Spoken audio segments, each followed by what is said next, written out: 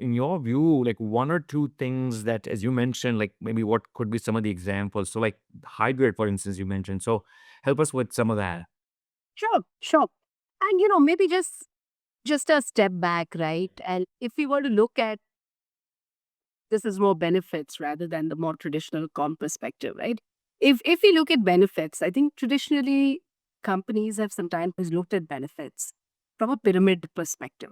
Traditional, right? It's not and not that every company does it, but it's a usual, reasonably common framework that is often available. So at the base is, of course, you have all our statutory requirements, everything that needs to be taken care of.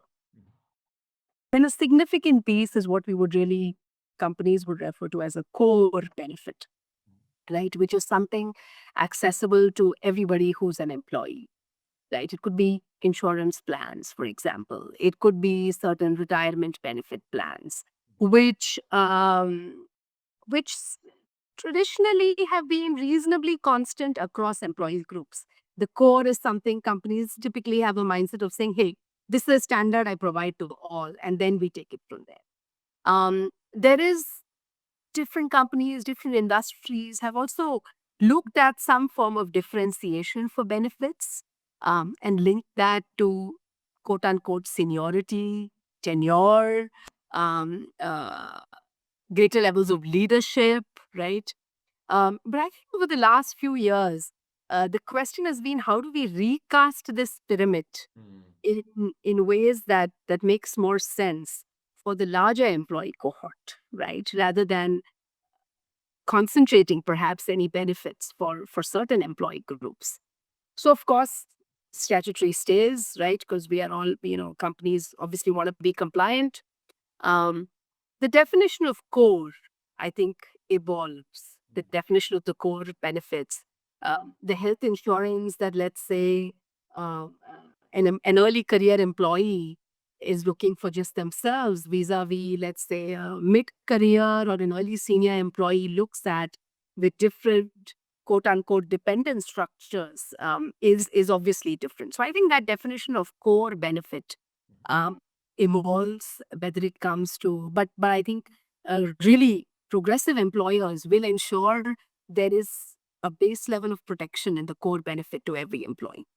More importantly, I think the progressive employers will ensure that the benefits are also proactive rather than just reactive, right? So it's not just, is it just hospitalization health insurance as an example, or is it comprehensive preventive healthcare checks, access to telehealth, uh, access also to alternative health systems as they grow in popularity, for example. And then suddenly you have a core, but a much more flexible core, if you know what I mean, that allows people to really, depending on what is relevant for them and what matters to them, to really see how that chooses on. And I think the hero in this entire piece is, and it's we've heard this term for a while, flexible benefits, right? Which is typically a certain value, a certain dollar value. A question is that dollar value is available to everybody, but how that dollar value can be used by employees increasingly is available for flexing and movements, right? Person A may want to add up to their health insurance program. Person B may say, I want to get into a fitness program for this. Person C may say, I want to make sure whatever money is there is going into retirement benefit funding because that's my priority. So I think this flex benefit, and I think what we are seeing is more and more even evolving from this flex benefit. And this is where technology and technology tools are extremely helpful, is a hyper degree of personalization, which is now available, right? If there was a workforce of one, how would we design it? And think how we would put that together. So I think this movement of that benefit period, pyramid, and providing not just flexibility, but a higher degree of customization, personalization, and then not to forget what we really at the top of the pyramid is what we would simply refer to as voluntary benefits, right? There are benefits that I want as a person, but which it doesn't make sense for an organization to provide it at their cost.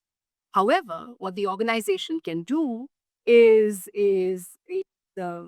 give value in that benefit to me by saying, "Hey, we are an organization of 5,000 employees.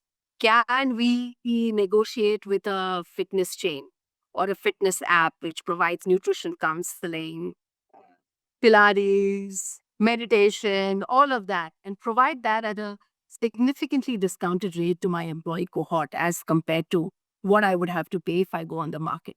So I think this pyramid of core, the flex, customization, voluntary top up programs.